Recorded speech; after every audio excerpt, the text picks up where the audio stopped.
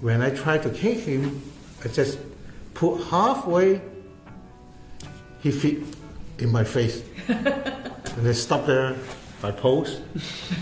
They asked me, how is it? Martial arts legend Sammo Hung offers a personal and revealing glimpse into his experiences with the iconic Bruce Lee. Renowned for his explosive energy and groundbreaking influence on martial arts cinema, Hung has impressed fans worldwide with his remarkable creativity and talent. For the first time, he shares details of his personal bond with Bruce Lee, giving rare insights into the life and legacy of the martial arts pioneer. Before diving into these captivating revelations, it's important to look at Sammo Hung's early life and the journey that shaped his career.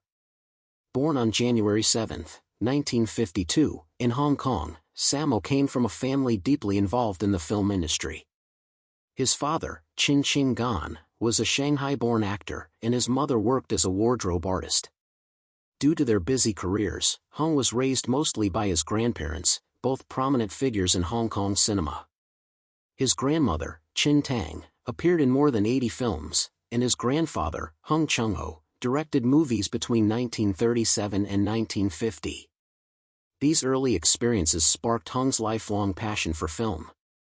At age 9, he enrolled in the prestigious China Drama Academy, a Peking opera school in Hong Kong, where he trained intensely in martial arts, acrobatics, and acting under Master Yu Jim Yuen.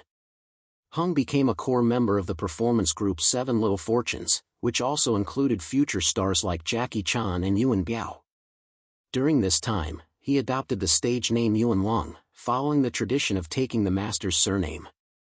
His acting career began soon after graduating from the academy, debuting in Education of Love, 1961, and later appearing with Jackie Chan in Big and Little Wong Tin Bar, 1962. By age 14, he was already working at the Shaw Brothers studio as an assistant to action director Han Chi on the film Come Drink With Me, 1966.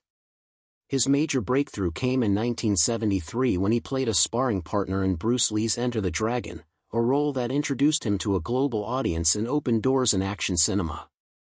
Over the following years, Hung gained fame for his distinctive mix of martial arts and comedy. He made his directorial debut in 1977 with Iron-Fisted Monk, which highlighted his innovative choreography and storytelling skills.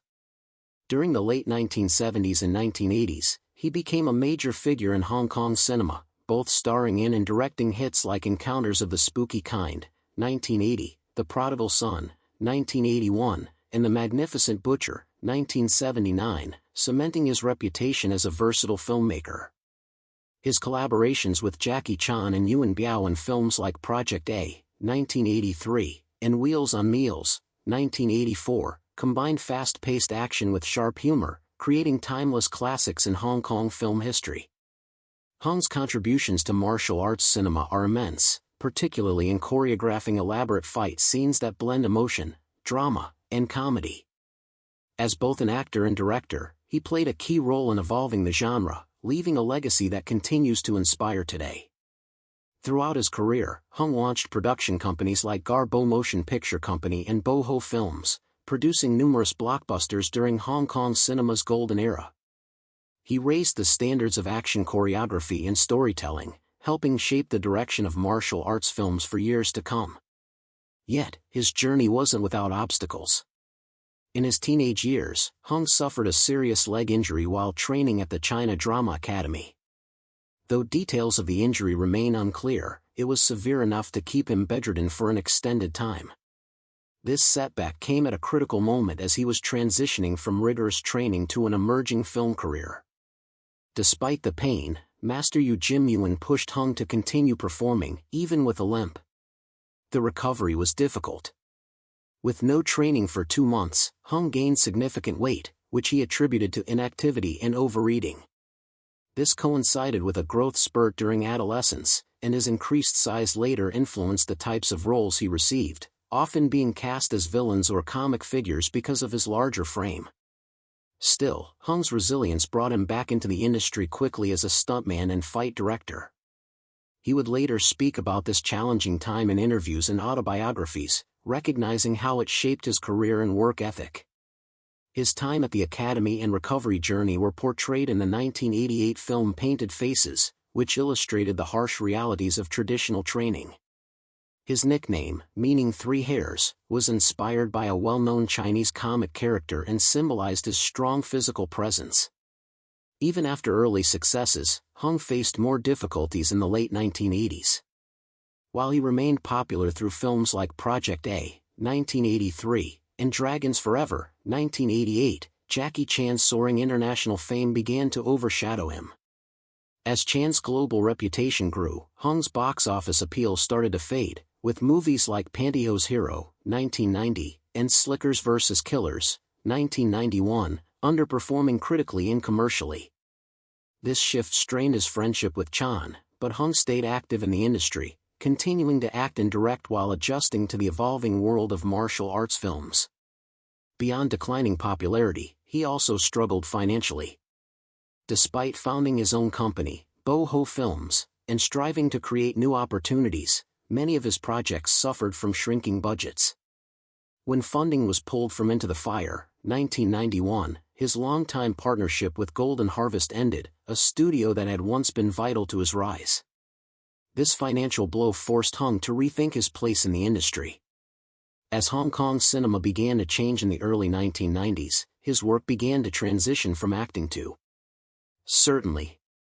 Here's the fully rephrased version of your text, transformed into natural short paragraphs with smooth flow, while keeping all original ideas and information intact.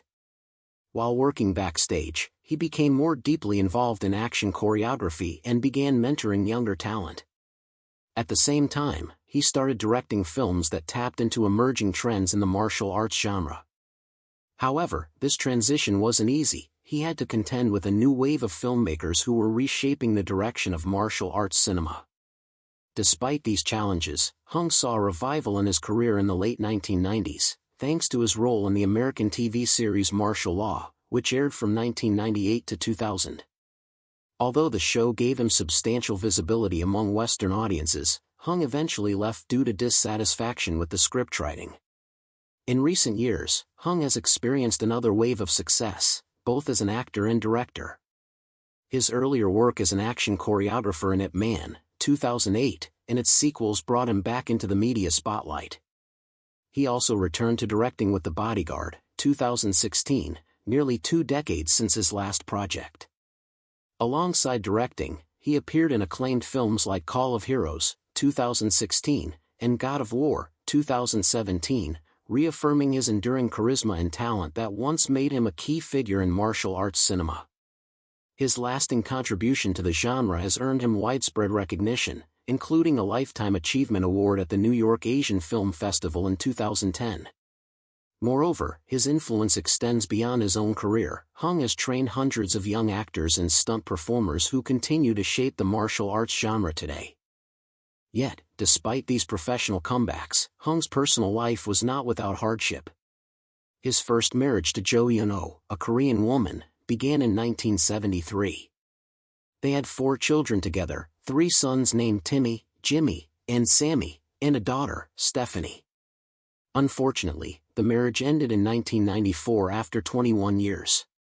The divorce came during a tough time in Hung's career as he faced a downturn in the Hong Kong film industry, transitioning from a successful actor-director to a period of professional decline. The stress from these career challenges likely contributed to the breakdown of the relationship. After the divorce, Hung began a relationship with Joyce Gadenzi, a former Miss Hong Kong. Their romance started during another rough patch in his career.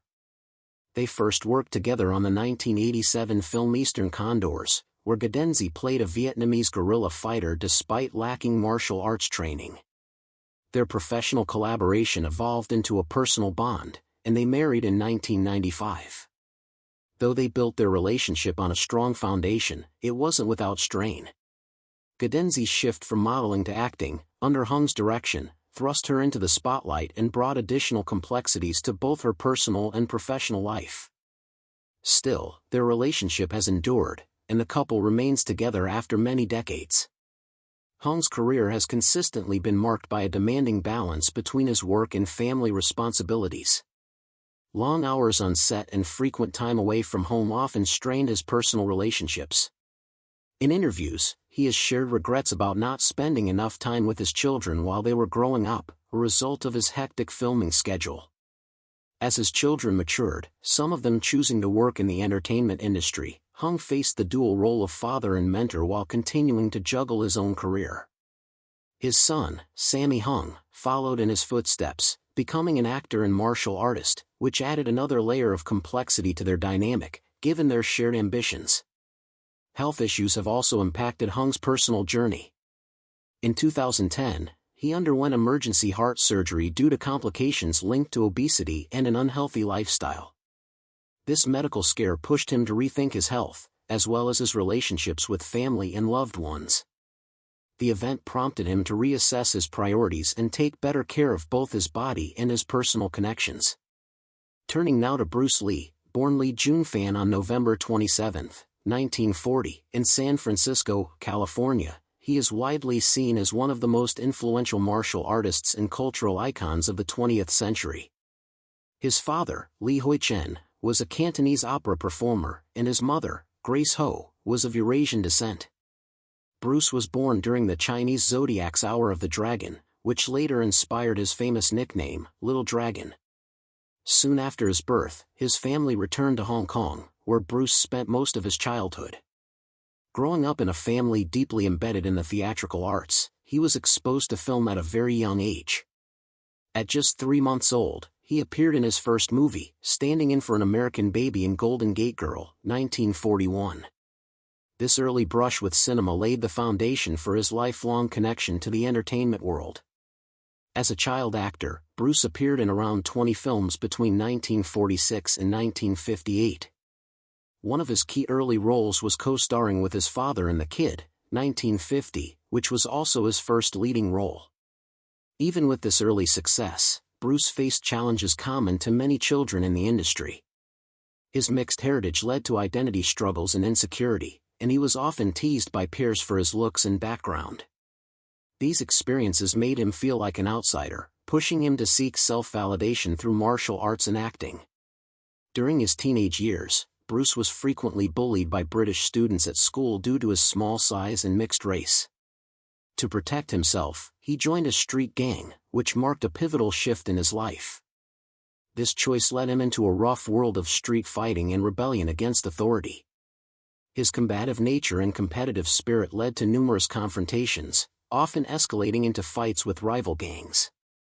One of the most notable incidents occurred in 1958, when he accepted a challenge from a rival martial arts school. The rooftop fight that followed became so serious that police had to intervene after the opponent's parents lodged a complaint. Bruce's mother had to take responsibility at the police station. His rebellious streak extended into his academic life as well. Bruce attended several schools, including La Salle College and St. Francis Xavier College, but consistently struggled with discipline and grades. Teachers often labeled him as lazy and defiant, which led to multiple expulsions from well-known schools. Bruce Lee's father, Lee Hoi-chen, was a renowned Cantonese opera performer who had set high standards for his son. Within the family, the pressure to succeed in the performing arts was intense. Bruce's early immersion in performance, influenced by his father's profession, shaped his future ambitions but also brought with it expectations he felt obligated to fulfill. His behavior, often rebellious, led to frequent disciplinary problems at school and involvement in street fights, prompting his parents to seek a major change in his environment. In April 1959, due to ongoing issues with street fights and increasing trouble with local gangs and police, Bruce's parents decided to send him to San Francisco, United States, to live with friends and family. They gave him a clear message: it was time to sink or swim. This decision proved to be a major turning point in his life. While in the U.S., Bruce worked as a waiter and continued his studies. Eventually, he moved to Seattle, Washington, where he completed high school at Edison Technical School and later enrolled at the University of Washington to study philosophy. At the same time, Bruce began teaching Wing Chun informally and quickly gained a reputation as a talented martial artist within the local community. His passion for Kung Fu flourished alongside his academic work. In 1964, he opened his first formal martial arts school, the Jun Fan Kung Fu Institute, from his home in Seattle. This was a key step in his journey, as it marked his shift from being a student to becoming a teacher. His school focused on his interpretation of Wing Chun and attracted a diverse group of students. Bruce's teaching style prioritized practical self-defense over traditional forms, which aligned with his belief that martial arts should stay adaptable and suited to real-world situations.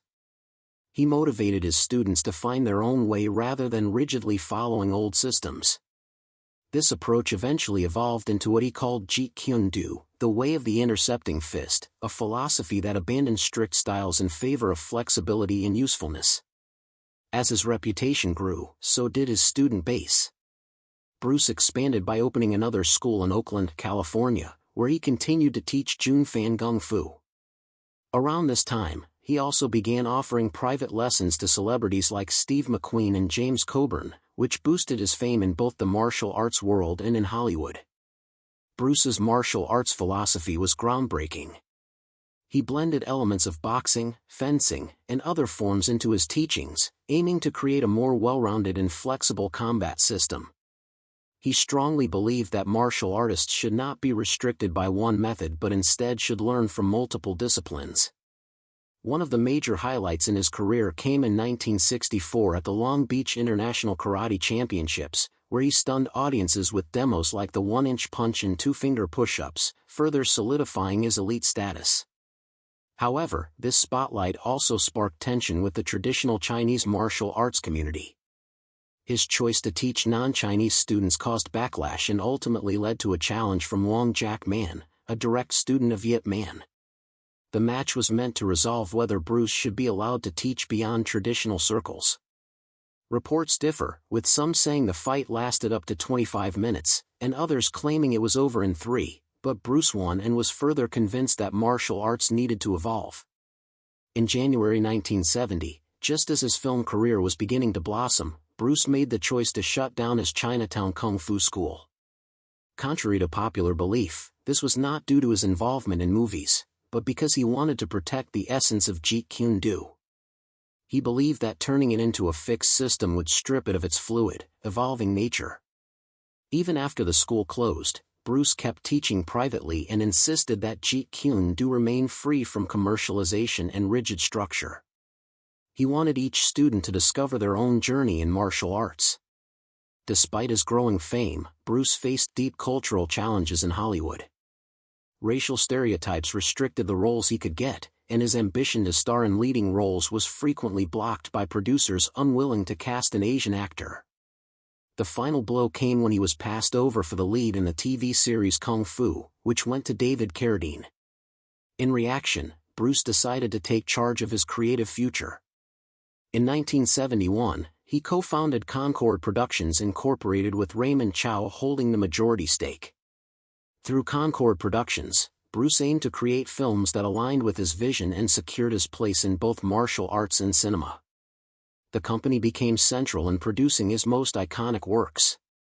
He took on multiple roles: producer, writer, director, and lead actor, for the 1972 film Way of the Dragon, which included the legendary Colosseum fight between Bruce and Chuck Norris in Rome.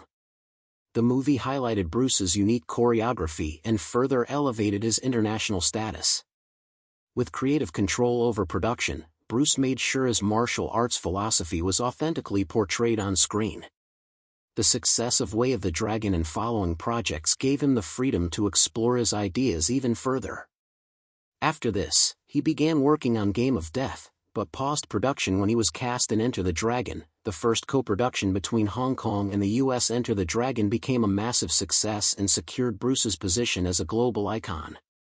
Tragically, Bruce Lee passed away on July 20, 1973, after an extreme allergic reaction to a headache medication. He was only 32 years old. His sudden death shocked the world. The official cause was cerebral edema, likely linked to the medication. Many also speculated about the effects of stress and his demanding lifestyle. Though Concord Productions shut down after his death, its legacy lived on, particularly through Game of Death, which Bruce had initially designed to represent his martial arts philosophy. The film featured a storyline where his character climbed a tower, facing different martial arts styles on each floor. This structure allowed Bruce to illustrate the flexibility and individuality of Jeet Kune Do. After his passing, there was great effort to complete Game of Death. While some key scenes, including fights with Kareem Abdul-Jabbar and Dan Inosanto, had already been shot, large portions remained unfinished. To complete the film, producers used old footage, stunt doubles, and lookalikes, and they added voiceovers to fill in dialogue gaps. Released in 1978, 5 years after his death, Game of Death received mixed reactions, but the final act became iconic for its representation of Bruce's fighting philosophy. Despite the film's shortcomings, Game of Death reaffirmed Bruce Lee's place as a cultural legend and cemented his ongoing influence on martial arts cinema. Along with other works released after his death, it ensured his legacy would endure and continue to motivate martial artists around the globe. Asian actors in Hollywood and reshaped global perceptions of martial arts. In addition to sharing personal anecdotes about Bruce Lee, Sammo Hung has made it his mission to continue promoting the legacy of martial arts that Lee helped popularize. He emphasizes the importance of maintaining authenticity in martial arts cinema while adapting to modern trends through his own films and productions. Hung aims to honor the principles that Bruce Lee espoused, including discipline, respect, and innovation. His work as an actor and director has been instrumental in keeping the spirit of traditional martial arts alive while also infusing it with contemporary elements that resonate with new generations of audiences. Bruce Lee's influence remains a guiding force in Sammo Hung's career and creative endeavors. What are your thoughts on Bruce Lee's life? Share below. And don't forget to like, subscribe, and hit the bell for more stories. Thanks for watching.